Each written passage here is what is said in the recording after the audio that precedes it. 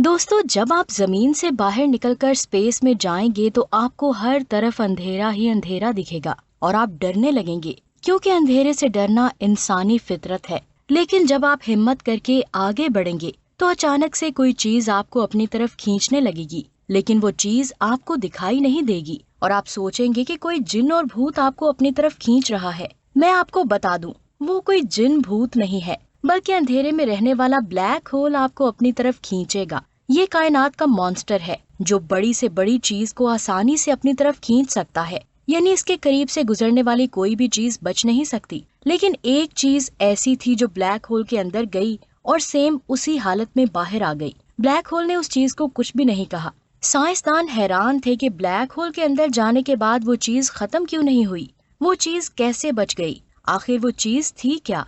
ये amazing information आप जानेंगे आज की इस वीडियो में, तो पूरी वीडियो वॉच कीजिएगा। वीडियो शुरू करने से पहले अगर आपने हमारे चैनल को सब्सक्राइब नहीं किया तो जल्दी से सब्सक्राइब करने के साथ साथ हमारी वीडियोस को लाइक और शेयर जरूर करें। साइंसदानों की मौजूदा स्टडी के मुताबिक ब्लैक होल की ग्रेविटी बहुत ज्यादा है, जो लाइट को अपनी तरफ खींच कर निगल लेता है। जब ये किसी चीज को अपनी तरफ खींचता है तो वो चीज रेडिएशन बनकर बाहर जाती है, जिसकी वजह से इसके गिर्द गैस की एक डिस्क बन जाती है, जिसे एक्सरेशन डिस्क भी कहते हैं, जिसका टेम्परेचर 10 मिलियन डिग्री होता है। जब कोई चीज इसके इवेंट हॉरिजॉन की ग्रेविटी की लिमिट में आती है तो उस चीज के बचने के चांसेस बहुत कम हो जाते हैं। इसकी ग्रेविटी इसे अपनी तरफ खींचकर निगल लेगी। सबसे पहले ब्लैक होल उस चीज के टुकड़े करेगा, फिर रस्सी की तरह उसे अपने गिर्द लपेटकर अपने अंदर निगलना शुरू कर देगा। जब वो चीज उसके अंदर जाएगी तो रेडिएशन बनकर बाहर आएगी। आसान अल्फाज में अगर मैं कहूँ तो अल्लाह की बनाई हुई इस चीज से बच पाना नामुमकिन है, लेकिन अल्लाह जो चाहे वो कर सकता है। कायनात में एक चीज ऐसी है जो इसके इवेंट हॉरिजॉन के करीब से गुजर गई और ब्लैक होल ने उसे कुछ भी नहीं कहा, और वो चीज अभी भी सही सलामत हमारी कायनात में घूम रही है। साइंसदान हैरान थे कि आखिर ये कैसे पॉसिबल हो सकता है। 2011 में साइंसदानों की एक टीम हमारी गैलेक्सी में मौजूद ब्लैक होल को स्टडी कर रही थी। तब उन्होंने एक बादल देखा जो डस्ट और गैस से बना हुआ था। वो बादल 2.5 करोड़ फी घंटा की रफ्तार से स्पेस में ब्लैक होल के आसपास ट्रेवल कर रहा था, यानी वो बादल ब्लैक होल के इवेंट की लिमिट के अंदर आ चुका था। अब आप सोच रहे होंगे कि अब ब्लैक होल उसे स्ट्रेच करके रस्सी की तरह अपने गिर्द लपेट लेगा। साइंसदानों ने भी कुछ ऐसा ही सोचा था, लेकिन ऐसा हुआ नहीं।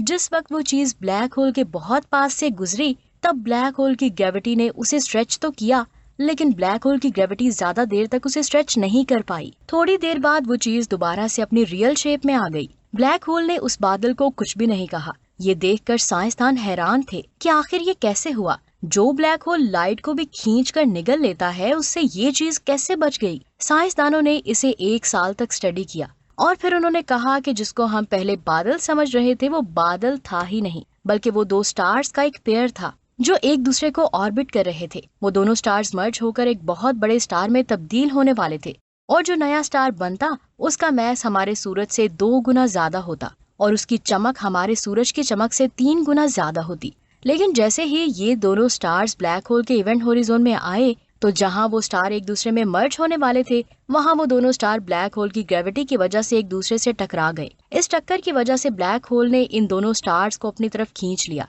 जिनमें एक स्टार तो ब्लैक होल की ग्रेविटी की वजह से ब्लैक होल के अंदर चला गया, लेकिन दूसरा स्टार किसी तरह से बाहर आ गया। आखिर ये कैसे हुआ। जैसे ही ब्लैक होल ने स्टार्स को अपने इवेंट हॉरिजॉन की तरफ खींचना शुरू किया, तब दोनों स्टार्स की ग्रेविटी ब्लैक होल से बाहर निकलने की कोशिश कर रही थी, जिसकी वजह से इन दोनों स्टार्स की हाइड्रोजन ब्लैक होल के अंदर चली गई, और इसी हाइड्रोजन की वजह से ये स्टार ब्लैक होल से बाहर आ गया। जैसे ही वो स्टार ब्लैक होल की पावरफुल ग्रेविटी से बचकर बाहर आया तो ये स्टार ब्लैक होल के सेंटर से 20 अरब किलोमीटर दूर जाकर ब्लैक होल के गिर्द ऑर्बिट करने लगा। लेकिन जब ये स्टार ब्लैक होल के अंदर चला गया था तो ब्लैक होल ने इसका आधा मैस खींच लिया था, जिसकी वजह से वो एक वाइट ड्वार्फ स्टार बन गया, जिसका नाम S5HVS1 रखा गया। ये बात आप जान लें कि पूरी कायनात में साइंसदानों ने ये पहला ऐसा प्रोजेक्ट देखा है जो ब्लैक होल की ग्रेविटी से बचकर उसके अंदर से बाहर आ गया। लेकिन यहाँ एक सवाल आता है कि क्या ये स्टार अभी भी बचा हुआ है। कई साइंसदानों का कहना है कि ये स्टार ब्लैक होल को ऑर्बिट तो कर रहा है, लेकिन एक स्टेबल ऑर्बिट में नहीं, बल्कि ये स्टार अनस्टेबल ऑर्बिट में इसे ऑर्बिट कर रहा है। इस ब्लैक होल का नाम GSN 069 है। ये ब्लैक होल वक्त के साथ साथ बड़ा होता जा रहा है और एक वक्त ऐसा आएगा जब ब्लैक होल का साइज इतना ज्यादा बड़ा हो जाएगा कि वो इस स्टार को और कई दूसरे स्टार्स को आसानी से निगल लेगा, क्योंकि इस ब्लैक होल का मैस हमारे सूरज से 4.3 मिलियन गुना ज्यादा है। तो यहाँ एक सवाल आता है कि इतने बड़े ब्लैक होल से ये छोटा सा स्टार कैसे बच गया? इसकी दो वजूहात है। पहली वजह है स्टार का मैस। एक स्टार का मैस जितना ज्यादा होगा, ब्लैक होल के लिए उसे निगलना उतना ही आसान हो जाता है, क्योंकि ग्रेविटी बड़े प्रोजेक्ट पर ज्यादा इफेक्ट करती है। इसी वजह से जितना बड़ा स्टार होगा वो उतनी ही जल्दी खत्म होगा।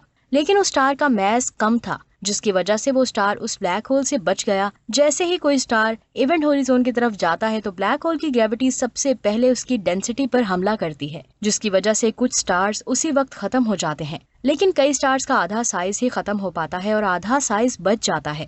इसी वजह से ये स्टार भी बच पाया। इसकी दूसरी वजह है वेलोसिटी। नासा का कहना है कि वेलोसिटी की वजह से ये स्टार उस ब्लैक होल से बच गया, क्योंकि इस स्टार की वेलोसिटी उन सब स्टार्स की वेलोसिटी से 2 गुना ज्यादा थी जिनको ब्लैक होल ने अपने अंदर खींचा। अगर वेलोसिटी कम होगी तो टाइम कम होगा, वेलोसिटी ज्यादा होगी तो स्टार की वेलोसिटी ज्यादा थी। इसी वजह से वो कम टाइम में ब्लैक होल से बचकर बाहर आ गया। अब यहाँ सोचने वाली बात ये है कि क्या सिर्फ स्टार ही ब्लैक होल से बचकर बाहर आ सकते हैं या फिर कोई और चीज भी? तो मैं आपको बता दूं, स्टार्स के साथ साथ दूसरी चीजें भी ब्लैक होल के गिर्द ऑर्बिट कर सकती हैं, लेकिन सिर्फ और सिर्फ एक ही कंडीशन पर। उस चीज का मैस सूरज के बराबर होना चाहिए और उसकी वेलोसिटी भी ब्लैक होल की रोटेशन से ज्यादा होनी चाहिए, यानी उसकी रफ्तार 11 किलोमीटर फी सेकंड होनी चाहिए, जिसकी वजह से वो चीज ब्लैक होल के अंदर से बचकर बाहर आ सकती है। लेकिन ये भी नहीं कहा जा सकता कि वो स्टार उस ब्लैक होल से बचकर बाहर आया तो हर चीज ब्लैक होल के अंदर से बाहर आ सकेगी। वैसे आपका इस बारे में क्या ख्याल है, नीचे कमेंट्स करके जरूर बताएं। अभी आप जिस तस्वीर को देख रहे हैं इसे 53 तस्वीरों को मिलाकर बनाया गया है। इस तस्वीर को 8 जुलाई 2023 को परसेवरेंस रोवर ने कैप्चर किया था। इसमें जजीरो क्रेटर के एरिया को देखा जा सकता है।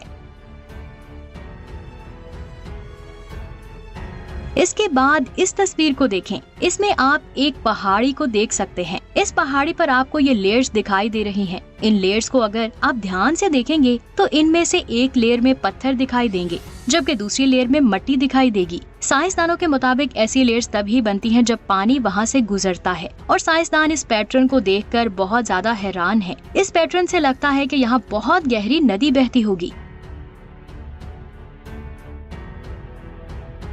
इस तस्वीर में भी आप इन लेयर्स को आसानी से देख सकते हैं, जो देखने में बहुत ज्यादा अच्छी लग रही हैं। अपना बहुत सारा ख्याल रखें।